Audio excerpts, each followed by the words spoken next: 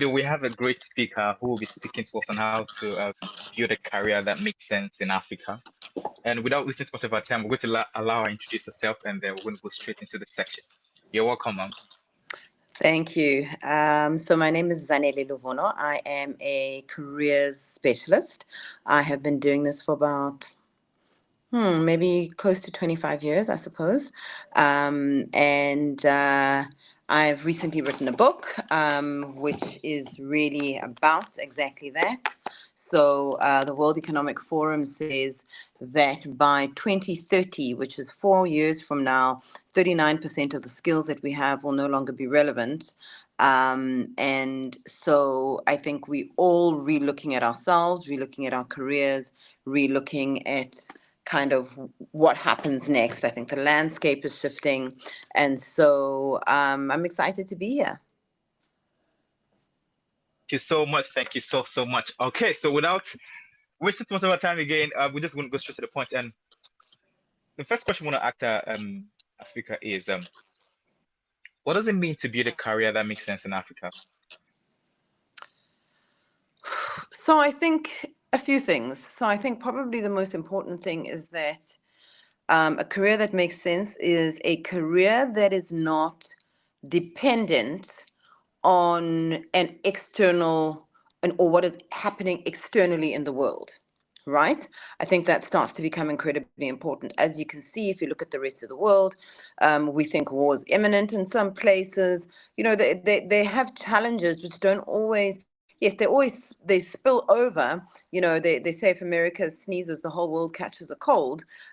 So they spill over. But I think that if we can start to build careers that are have a focus on some of our own unique situations, we start to talk about careers that make sense. So let me give you an example.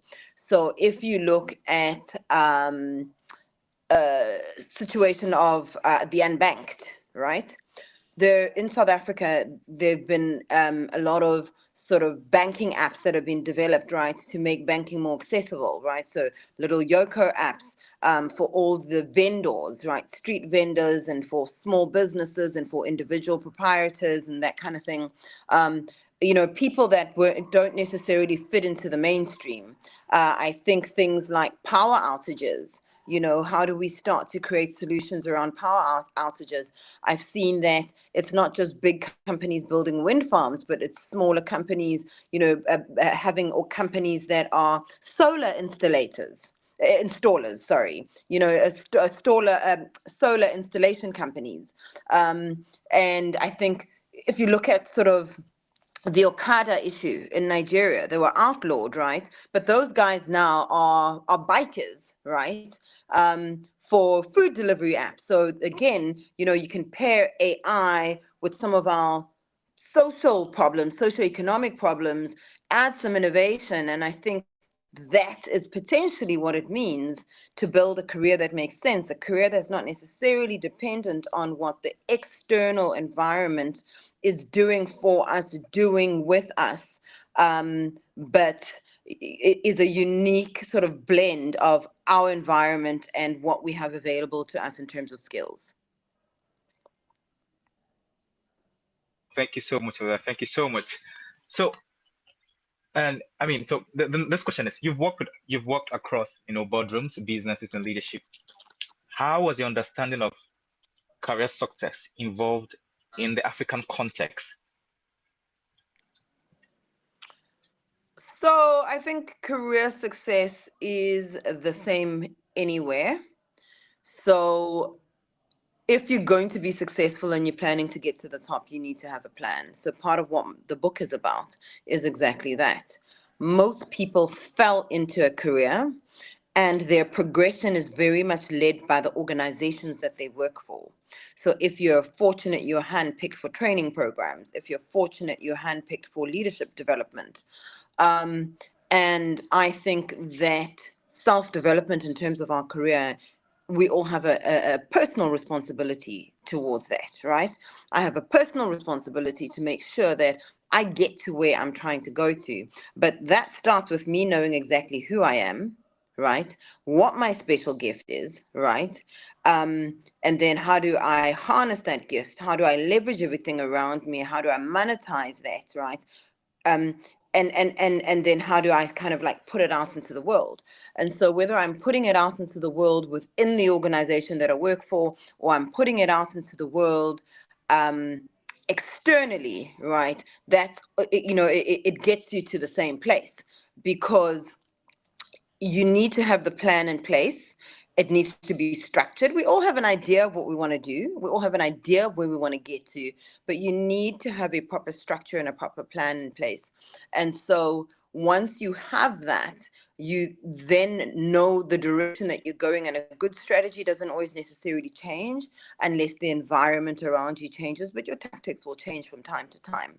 And so what it takes for career success is the not just the planning part. The planning is so incredibly important. So many people fall into their careers by happenstance. It's also the taking responsibility for your career, right? It's knowing, right, what it is that you're working towards and what you're trying to do, having a plan that matches that. And I think most importantly, you got to know what your superpower is. You get to a point in your career where your technical skills are a given, right? So CFO against CFO of a listed company, it's a given that they are technically competent and technically sound. If they're both vying for, the next role up, so let's say an organization decides that they want a strategic CEO, a CEO, and they're prepared to look at strategic CFOs, which sometimes does happen. What's going to differentiate the one from the other? And it's going to be their special gifts. And so if you don't have a strategy and the tools in place to be able to harness that, you don't know how to set yourself apart. Wow, wow. Thank you so much for that, really. So there's a question which I believe that a lot of young people would probably want to ask, and that's a question of what's the difference between a work and then a career? So your work is kind of the thing that gives you money, right? It's like, um, and this is just obviously me and how I kind of look at it. It's like work I do, I kind of just equate to like the physical labor, right? Work, the work of my hands, if you want to call it that, right? So things that I do, I am a technician. I am a nurse. I am a, whatever it is. I'm a bike driver, whatever it is. So that for me is kind of like the work of my hands, like the physicality. When we start to talk about a career, we're starting to talk about more than that. We're starting to talk about a road, a path, a journey, a trajectory, an outcome, a purpose, a destiny fulfillment. We're starting to talk about like a lot more than just kind of my technically the what the work of my hands is waking up and doing. And so a lot of us have confused the work of our hands with a career, only to get to a point of kind of disillusionment at some point where you feel unfulfilled. All right. And that's because there hasn't really probably been purpose, right? And destiny alignment, right? In terms of what it is that you're doing. And there's nothing wrong with basically just doing work, by the way. There's a season for everything, right? Sometimes you just need to put food on the table, or sometimes you just need to pay a bill, or sometimes you just need to be doing that thing because of what it gives you financially. But it's not to confuse it with sort of long-term destiny fulfillment, if I can call it that. Wow, wow. So you made mention of something. You said there's a season for everything. And I think, a lot of young people, especially in Africa, if you're taking notes of it, should I say it's a global challenge? But we have a lot of people that are educated and skilled, especially in Africa. And but somehow, they're still not really getting a job, or probably, or having a suitable career to say that, okay, this is what I'm doing with my life. What do you think is missing? What do you think they are missing? So I think the first thing, like I said, is I think it's so incredibly. I wish I had time to take you through this. So I first of all don't know if our economies can support more jobs, right? And so, in the case and in the instance that our economies can't support more jobs, people need to really start being proactive around what they're going to do around career. And it goes back to my point where I said that self development is a personal responsibility. So, if you're waiting around for somebody to give you a job, right, and the economy doesn't allow for it, it could be a very long wait, right? And also, it goes back to the second thing I said is that at some point you're competing with people that are on the same level as you. And the only thing that's going to set you apart is your X factor, your special gift, right? If you don't know what your special gift is, right, and you don't know how to leverage it, harness it, package it, all of that good stuff, right? How are you going to set yourself apart? So let's say there's hundreds of thousands of graduates, millions of graduates. How are you planning on setting yourself apart? So I think that's the big thing. We've misled the youth. We've said it's like go and study the thing and then you'll just get a job. And that's not really how it works. It's like study the thing, it gives you a better chance of getting a job, right? But you still gotta have something. But I think Africa's environment allows for innovation. I mean, I think I spoke about the Okada thing, right? Somebody built an application, I think Glovo, and there's a few different ones. And they were able to kind of package innovation with an existing, an existing industry, right? That was there, right? And they created a product. I mean, in South Africa, we've done something similar with Sweep South, I think it's called. And I've used them a few times. It's domestic workers, right? Somebody created a platform, right, where you can book a domestic worker, right? You go onto the app, they've all got ratings, they tell you what their special skills are. Again, somebody was innovative, utilizing kind of things that are existing in Africa, right? Challenges that we have, forms of labor that we have, technology that we have. And I think that in order to develop things, right? Um, the global economy has made skills so much more accessible to us. So now, if I'm looking to develop something, I'm not just limited to the pool of skills that I have available to me in South Africa or in Nigeria or in Ghana or Kenya or whatever it may be. I can get onto a Fiverr, I can get onto an Upwork, I can get onto any number of different types of platforms, and I'm able to find the skills that I need in order to bring to life the thing that I'm trying to create and innovate around. Wow, wow, wow. Thank you so much for that. So, it, so basically, it means that we need to start thinking of creative ways to actually, I mean, create jobs than rather thinking that there's already made something waiting for us after probably when you're done with school or probably when you study a certain course.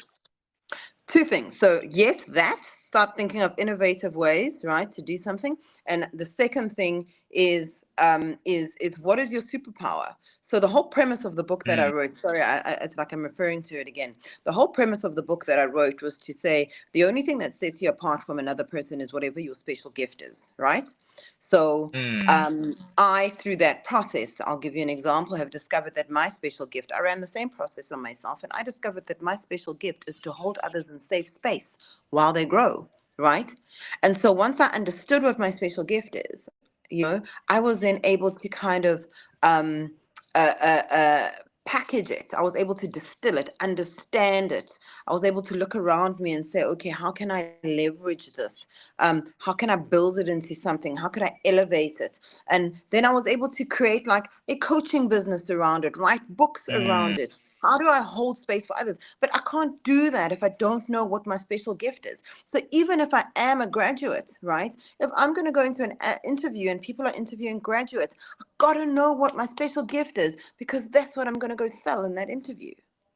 So it's twofold. Wow, Know what your special wow. gift is, right? Either for going to interview in a company, or number two, right? If you're going to go and do something in the world, I think it's important to kind of know what direction, right, you can start to move in. And hey, we don't always know what our purpose is, right? But Exactly. um, I think it was Steve Jobs says you can connect the dots kind of like backwards to front, right? But I believe that if we put kind of one foot in front of the other, right, and we allow ourselves to be um, to kind of be intuitively led or spirit led or whatever, whatever. I'm not sure that's the correct terminology.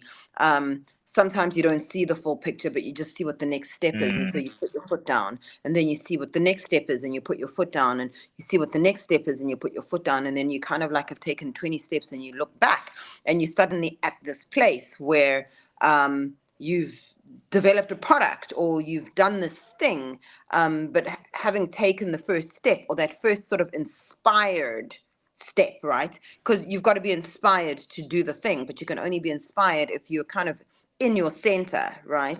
And really centered around what you're doing. You've got to know what your gift is. You've got to do all the internal work. But what happens when you do that is that you start to take sort of inspired steps. And through those inspired steps, right, you can get to a destination.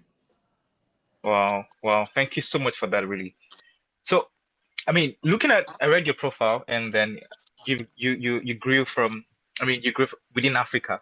So the next question is, what should someone consider, when choosing a career path, especially the one that fits African markets, not just a global trend. Young Africans trying to build and all that. What should they consider when choosing a career path that would fit the African market? You got to look at your society. What problems can you solve, right? So the guy that created Glovo was solving a problem of unemployed Okada drivers, right? Your government outlawed bike riders, right? And he looked around and said, what problem can he solve, right? In South Africa, there's a guy that invented an app for load shedding. Load shedding is power outages, right? What problem can you solve? I'm trying to think. I think that's kind of like the first, for me, that would be the first port of call, right? So, what problem can I solve, right? Coupled with whatever my superpower and my special gift is, right? You put the two together, right? And then we start to see how we can um, uh, like access the career market. I also think another important thing to remember is that the career market now is no longer just localized. There are global careers. There's remote working, right? Um, are people considering fully remote jobs? You can be in Nigeria but working for a call center or as a graphic designer or social media marketing person for somebody in Germany, I mean, language barrier permitting, or India or UK or America. Are people considering all of those things? Well, thank you so much for that. So the other question, which I think is actually very important, and is it how important, is alignment between your personal values and career choices? Do you think it's very important to actually choose a career Very, that aligns with personal values? very. Again, I'm going to refer back to doing that deep internal personal work, right? If you don't know what your values are, you can end up in an unfulfilled space in terms of your career. How far do you think you're going to get, right? Working for a alcohol company if you don't drink and you don't partake in the lifestyle and you don't believe in what they're doing as a value system. I'm not saying you can't progress in that environment, right? But there could be some serious misalignment, right? Um, where you're now required to kind of push the envelope, kind of like break barriers, kind of go into gray areas around marketing and thinking and product and all that kind of thing. If you feel like for some kind of moral reason, right, you're not comfortable doing that, I'm not sure how you progress in that environment. Wow, wow. So the and this is something that I think a lot of us in Africa we often have challenges with is how do we know what are signs that a career path no longer makes sense, and how do we adjust And do we start over? Do we think of starting over? Or, I mean, how do we adjust of starting on without starting over? The day you don't want to wake up and go to work, you have a problem. Like, oh no, I don't want to go to work. You have a problem. When you're not waking up sort of like super psyched and excited about what you're going to go and do, you have a problem. So I think that's probably like sort of like the easiest thing, right? Um, and then there's like, other things like you've been doing the same thing forever. You're not getting, there's no promotion, there's no progress, there's no, any of that kind of thing. So but I think the most important thing is like if you're feeling like depressed and it's a drag and you get anxiety on Sundays and all of that kind of thing, it's time. What was the second part of your question? How do we adjust without starting over? Or do Oh, we really have to start over?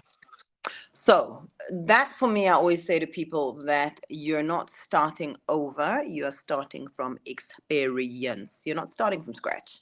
You're starting from experience, right? So there's a difference, right? Between you're not going to be that graduate that's never worked anywhere and never done anything. You've done something and maybe it didn't work out, but there is experience, there's expertise, there's skills that you can garner from that you can leverage into whatever your next step is going to be. I mean, that's the way I look at Wow, it. You are not starting from scratch, you're starting from experience. wow, wow, wow. Thank you so much. And I think this is a very, I mean, this a lot of us go through this, how do you advise a young Hmm. professional, to navigate pressure from family, society, especially in Africa, where you have to survive, and at the same time you're trying to build something meaningful. They say, oh, you keep telling them that I have a business idea, it's going to work out, it's going to work out. You see it, but they don't see, your family don't see it. You're hungry. How do you navigate that pressure? So I don't subscribe to this whole black tax story at all. I think honor your mother and father, kind of like look after the people that gave you life, in a healthy sort of way. Um, but really, wealth should be trickling down to your kids and not back up the funnel, you know. Um, and I think that part of the problem we have is that we kind of look at our kids as, I mean, I don't want to say this in a disrespectful way, but like, kids are like insurance. Um, and and I think sometimes people don't know better, so they do kind of what they did. And I think it's also a function of like kind of like colonialism and apartheid and all these things that we're kind of like recovering from. You couldn't actually really make money, so the only thing that you could really do is make sure you have lots of kids so that they can take care of you. But I think we need to start to change that narrative.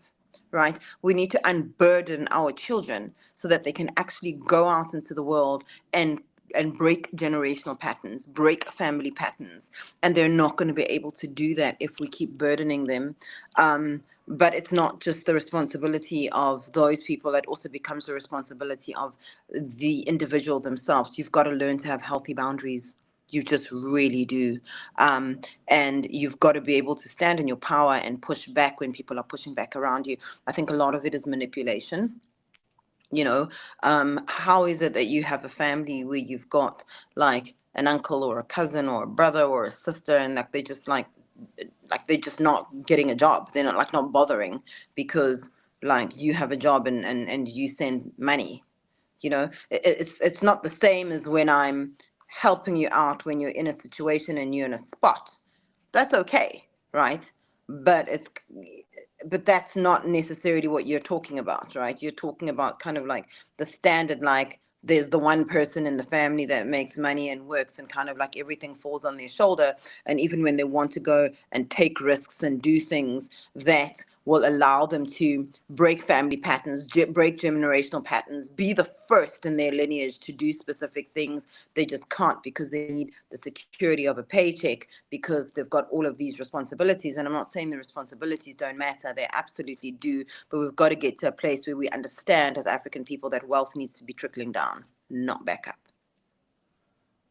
Wow, wow. I think I'm enjoying this. So we have about two questions or three questions more before we go. And Okay.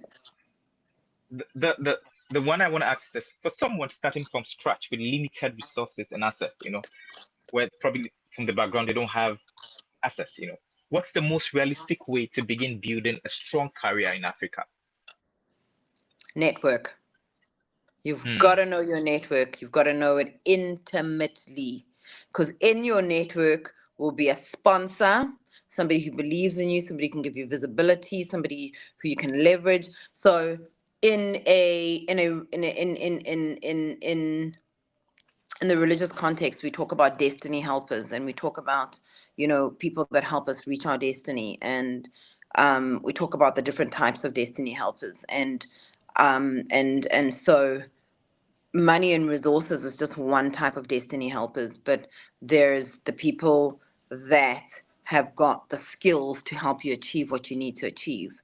There's people that have got the influence, right, to put you in places. There are people that have got the credibility that you can tie your name to.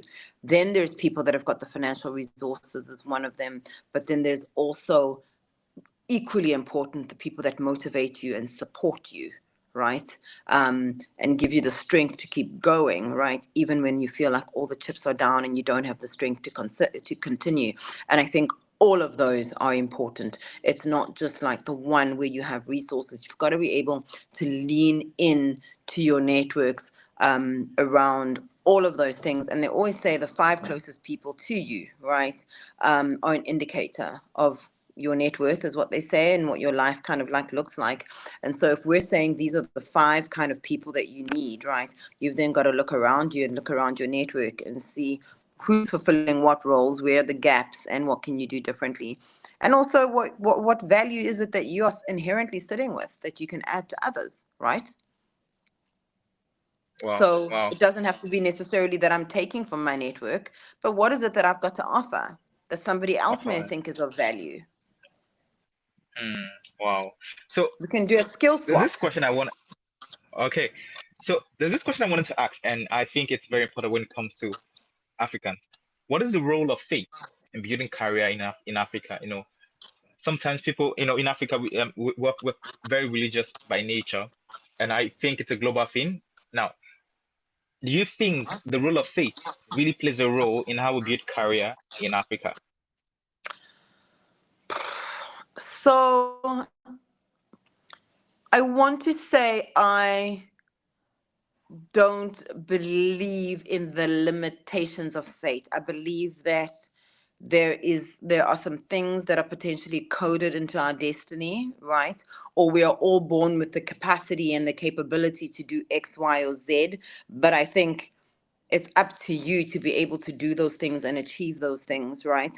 Um, that's why you hear stories of how people got themselves out of um, terrible life circumstances and were able to achieve things. And you can look at somebody who comes from that same village and they achieve nothing, right? They can say it is my fate. I was born to a village. We didn't have water. We didn't have electricity. We didn't have anything. So fatalistically, this is where I end up. And you can look at somebody else who's got a completely different mindset, who says against all the odds, right, I'm going to get to this place, right? I'm going to do this thing. I think a lot of it's got to do with exposure as well, right? Do you have the exposure to do you have the exposure to even know, to aspire to those things?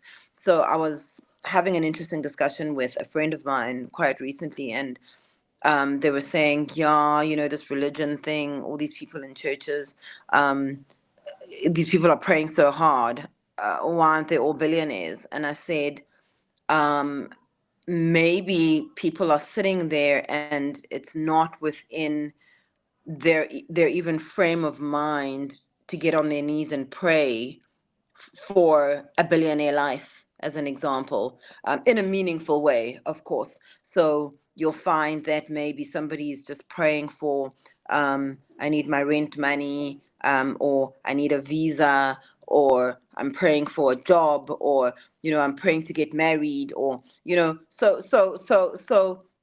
a lot of it, the creator can give you whatever it is, right? Let's just say, and I'm speaking this in relation to the faith thing. Let's say he is a a creator that can give everybody anything and everything. Well, what is it that you're asking for, right? So the two guys from that same village, one is aspiring to, you know, to do phenomenal things, while another one is just really praying to get a visa. Or there's one that's never even traveled and doesn't even think about wanting to travel. So so that's my response. It's a thing, but it's not a thing. Wow. I think Wow. that Thank you there's so much. destiny I like that. capability. I think there's destiny capability, but you got to fill in all the other stuff, man. Mm, Yeah. wow. Wow. Wow. So it's not just about the church in itself, it is the individual, the mindset. Wow. Wow. And I Okay. also think that our pastors maybe potentially aren't maybe it's not their job as well. So I think there are different types of churches, right? So people go to prosperity gospel churches, and you'll find in prosperity gospel churches people do considerably better than maybe people that go to a deliverance ministry, right? Because the one is focused on salvation, the other is focused on financial prosperity. I'm just giving an example. So I also think you've got to be in an environment that enables that. Well, thank you so much for that. So we've almost come to the end of the section, but there's this question I want to ask, and I think a lot of young people like us would want help with that. And the question is, how do you ask for help the right way, and the way that you won't offend the person you're asking, and you won't also feel like you're losing yourself when you're asking? Is there a right way asking for help? I'm going to take you back to my book. I did a huge section, right? So on networks and building capability, right? And the section and building connections, and the section really goes into um, looking at the importance of your professional networks, right? And then understanding the different ways, right, in which you can engage and create a strategy around how to utilize them, right? So it talks about, for instance, um, what do you have at your disposal that you can utilize, right? Um, and that is a combination of what you have to offer, and then also a function of you doing a proper audit, right, of who you are approaching and what it is that they can actually do for you.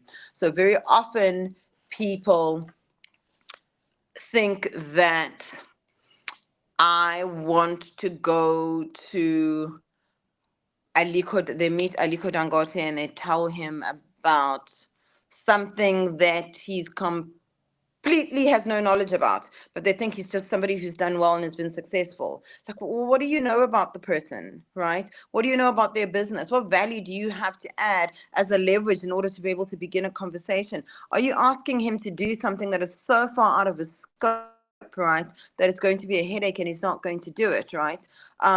And also, like, when we look at people, right, when we pick sponsors and when we look into our network, and there's a big section in the book around this. I wrote some questions, and I think I just want to read them to make sure that I don't forget like the different pieces.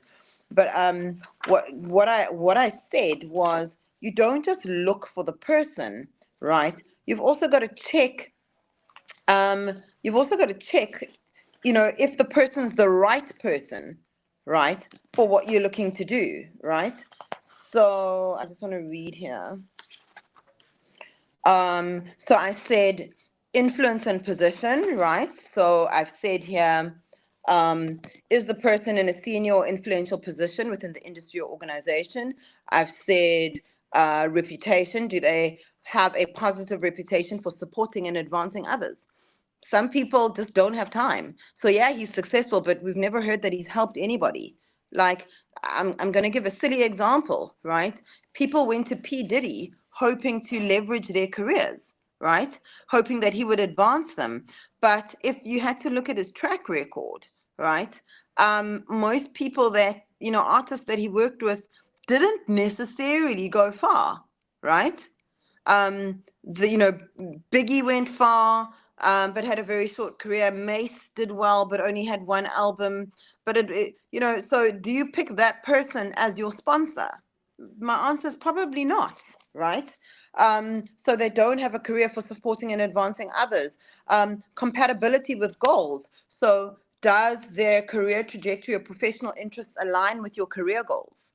Right? I think I said this earlier. It doesn't help to just go to somebody because they're successful. Like, how much do they know about what it is that you're trying to do? And then, willingness to support. Have they demonstrated willingness to advocate for others? Do they have a strong network strength? Do they have a strong network that you can that can open doors for you, right? And provide valuable connections.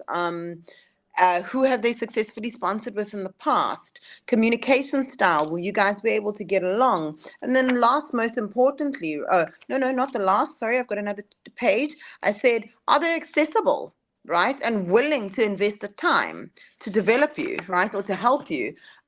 Shared values, do they share similar values to you?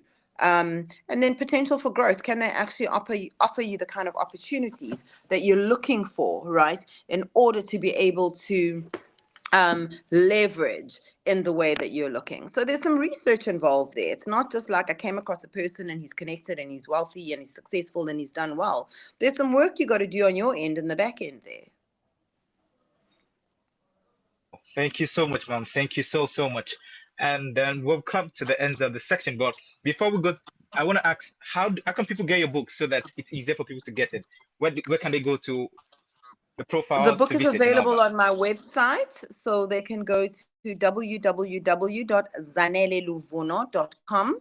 So you'll just provide them with a URL there, and then under books, it is right there. It's called Beyond Limits. And really, it's a career workbook, right? It says it helps you put together a strategy for your career, and it works no matter what level you're at in your career. It looks to say, where am I now? Let's do a real audit of my skills, an audit of my gaps, an audit of where I'm trying to go to, an audit of my strategy, and then to start to like put back the pieces in a way that gets you to where you want to go, recognizing your special gifts, and then kind of like going into the market and saying, what is it that I can leverage? What is it that I can do, right? So how can I create strategies to get myself to where I want to go to, which I think is really important if they're telling us that by 2030, 39% of the skills we have will be obsolete. Well, thank you so much. So I'm trying to, okay, so good. The last question before we let you go, which is common and advice. What's one piece of advice you wish someone gave you at the start of your journey? And what would you say to a young African trying to build a path that truly matters? Piece of advice somebody I wish somebody had given me. I think the what's in the book, right? Which is